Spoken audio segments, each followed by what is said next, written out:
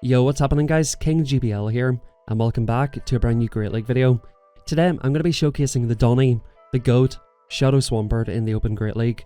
This Pokemon next season is going to be getting a substantial nerf. The thing that makes Shadow Swampert so good is basically that you're charging to Hydro Cannons so quickly, you can reach the harder hitting Earthquake pretty quickly as well. With the next season update, Mudshot's energy generation is getting nerfed. However, the damage is getting increased, but I think the damage of Mudshot is not really what is good about Swampert. It is definitely more the fact that you're able to spam out Hydro Cannons. As of next season, Hydro Cannons will be straight 5 and Earthquakes will be 9-8, whereas currently it's 5-4 for Hydro Cannon and it is 8-7 for Earthquake. That may not seem like a massive difference, but in GBL, 1 second or half a second can make all the difference in these matches, so the potential that Swampert and all of these Mudboys currently have will be gone. So unfortunately, in my personal opinion, Swampert will still be okay, but it is kind of RIP Swampert as we know it. Welcome back to the channel everybody. This is a mini series I'm doing where we're going to be saying goodbye to our favourite Pokemon in Go Battle League, which are getting nerfed next season.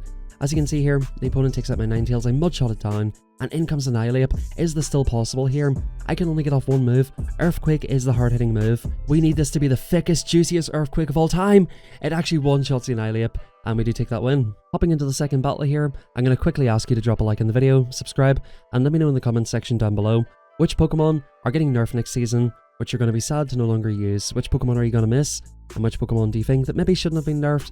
Or maybe some Pokemon that are an unfortunate side effect of the move update next season. In the next battle here, we do have the Skarmory lead. The opponent comes into Vigoroth, and I stay in the chip of Swampert, get the shield. Now right here, it's highly likely that the opponent goes for Rock Slide. I'm not going to shield it. Sableye can take it. We're running a pretty fun team here as well with Swampert. Swampert Ninetales core was very fun and common a couple of seasons back. Definitely not quite as good, especially with Skarmory being so prevalent. Just completely obliterates the Ninetales basically. The opponent comes in, Steel Wings down. We're going to wait our switch clock because I chipped the opponent before I left, and we're going to bring back in Swampert. We'll see what the opponent wants to do. The opponent looks like they're staying in to grab my final shield. We're going to send off the Hydro Cannon. This will be doing heavy damage. It won't one-shot the Skarmory, they can let it go if they want to. However, the opponent's indicating that they might be ABA weak to Swampert here. The opponent of course will go for Sky Attack. With Shadow Swampert, we're basically forced to respect it. The opponent comes into a steady cash, we bang a ton of energy with Swampert, force the opponent to throw all their energy in Ninetales, basically put this into range for a Hydro Cannon with the Weather Balls, or even if possible, take out this Pokemon and get off a Weather Ball and Skarmory. That'd be perfectly fine with me as well. I do suspect that a Scald will more or less knock me out here. They leave me 1 HP, which is a little bit unfortunate. They get the extra Mudshot through. I am perfectly counting here, so I overfarm, go for the CMP tie on the Hydro Cannon. This will be knocking out the Whiscash, and this is just a case, can we outpace to 2 Hydro Cannons? The opponent did just further move, so I'm hoping here I can just make it to 2. 1 does not quite knock out, and we do get off this move on a CMP tie. Now, if you imagine that this was next season, the flyer of choice is not really going to be Skarmory, it's going to be things like Mandibuzz. Getting to the second Hydro Cannon, 1 Mudshot later, and then as you can see, I needed to get another 2 Hydro Cannons. That's an additional 2 Mudshots that I would have needed, which again, as you guys know, 1 move can make all the difference in this game, and that's why Shadow Swampert, unfortunately, is a little bit dead from next season moving forward. Swampert coming into Vigoroth here, I can outpace to 2 Hydro Cannons, which will definitely threaten a shield. I can take a move, it definitely hurts a lot. You don't really want to take a Body Slam off anything here, to be fair. The opponent does take the move, I'm going to shield, thinking that the opponent will either give up alignment, or I can get a shield off the opponent. We'll get them into a comfortable range where we can basically look to Shadow Claw down with Sableye. I'm going to swap here at this point, hoping to catch the Body Slam. Because I was 4 or 5 Mudshots away from the move, I wasn't expecting the opponent to throw right away. However, the opponent does not chip, and I think that was a massive mistake here. I had a bunch of energy with Sableye. Now at this point, I can cleanly outpace the Feraligatr. Just get rid of this Pokemon. This Pokemon is a huge problem for this team. I hate this Pokemon when running teams like this. The opponent stored a bunch of energy. I'm getting ready to throw my move here. I'm just watching the top right. I see that Gligar comes in. Now this is a little bit of a risky overfarm because the opponent could have sniped with the Rock Slide. I do overfarm a little bit. The opponent actually takes the move. I'm up to back-to-back moves. If the opponent does not want to say goodbye to their Gligar, they're going to have to shield here. We're going to come in with Ninetales. I did not mean to catch the move, but we do catch the Ace, which is great here. Now the unfortunate thing here is the opponent banks some energy, comes into Vigoroth. The opponent has an absolute ton of energy. I did not think the opponent was going to make it to another move, so I come in for the Mudshot down. Unfortunately, the opponent does make it to the move. I completely misplayed this match because now, at this point, I could have forced the opponent to throw in Sableye first, and then at that point Mudshot them down, go for Hydro Cannon on the Gligar, and that would have been game over. I completely misplayed that last match, and hopefully we can redeem ourselves in the next one. The opponent goes straight for a Mud Bomb here. I'm perfectly fine with this. We can take this fairly decently. Of course, 2 Mud Bombs will look to knock out. I'm going to go for back-to-back Hydro Cannons, see if the opponent wants to give up the first shield.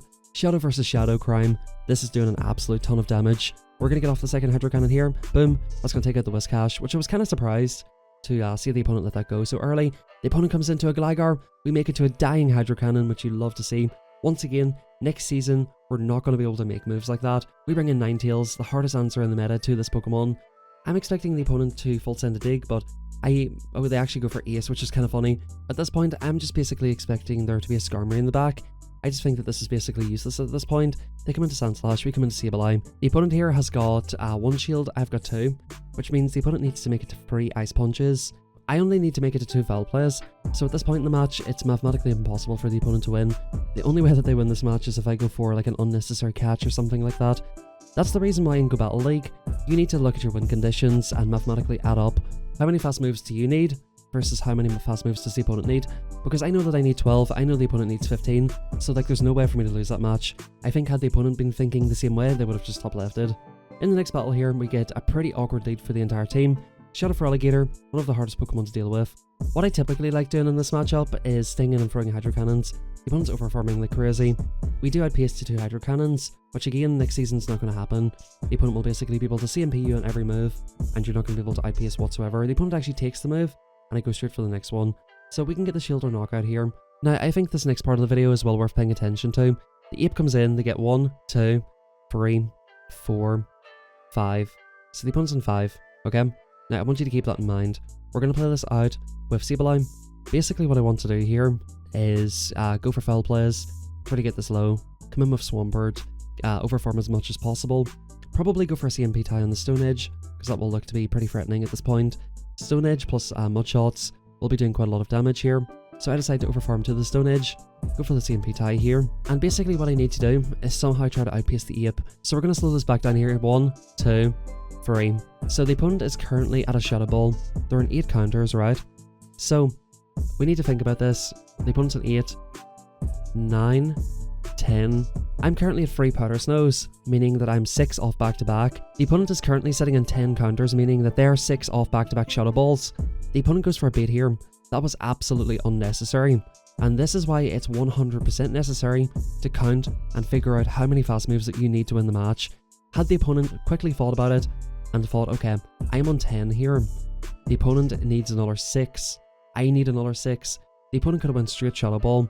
However, the opponent just wanted to go for the bait because they thought that might be the safer play. Instead of quickly mathematically working it out, they wanted to do like what they thought maybe is the safer play. Just go for the bait and then they're guaranteed to outpace, right? That's not the correct play.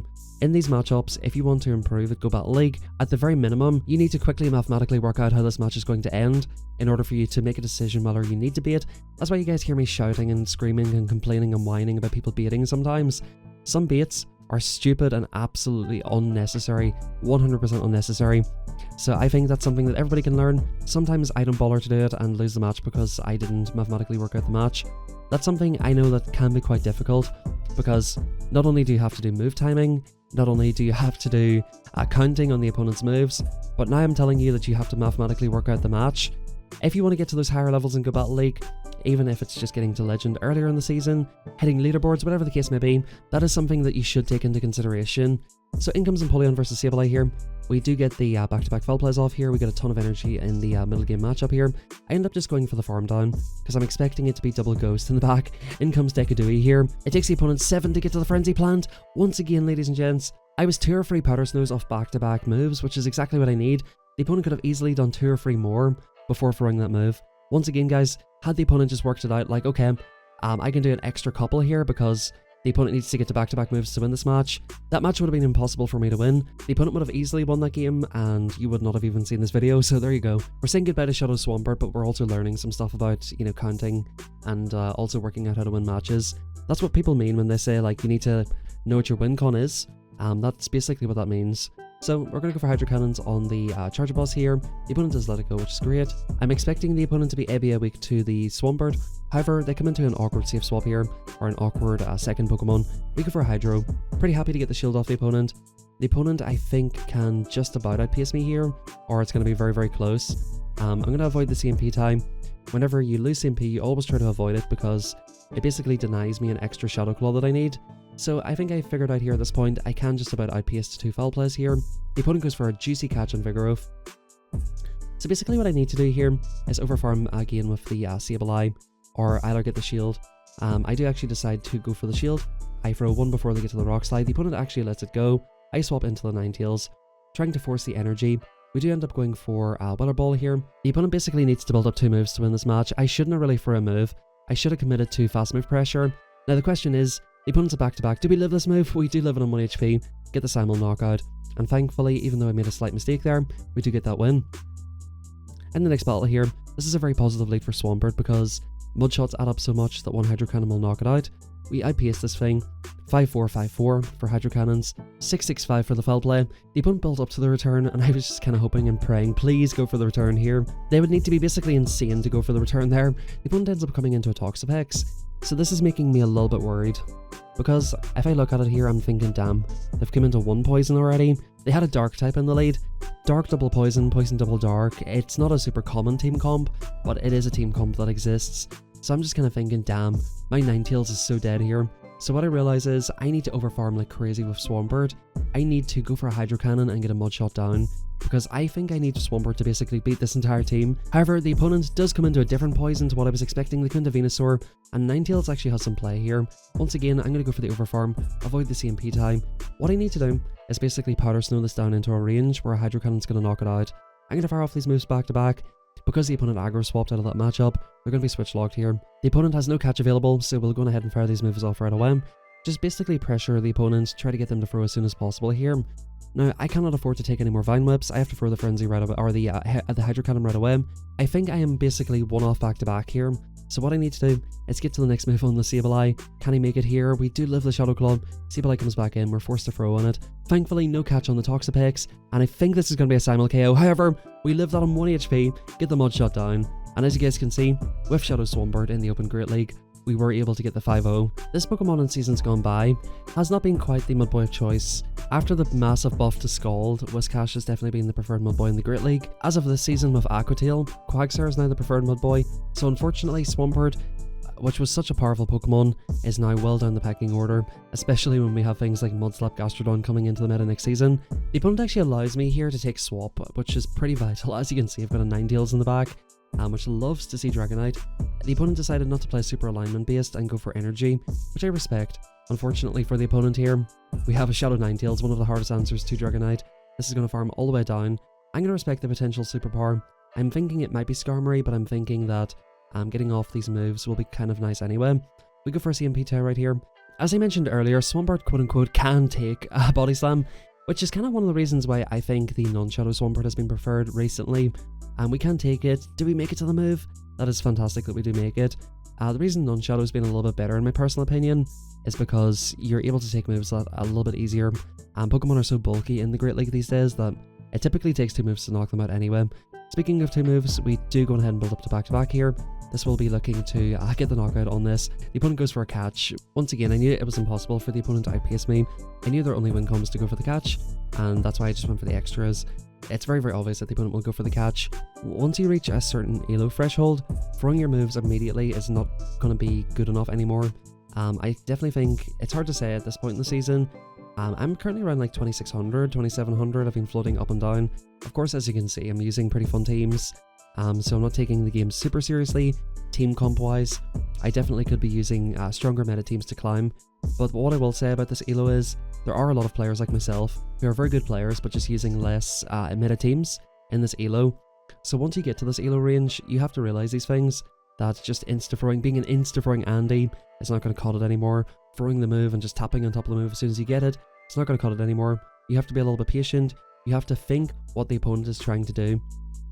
You have to try to understand what their win con is, as well as your own, because not only do you have to play to your own win con, you have to play against your opponent's win con. The opponent goes for the move here. I bring in Sableye and in comes Bastiodon. This is a little bit tricky.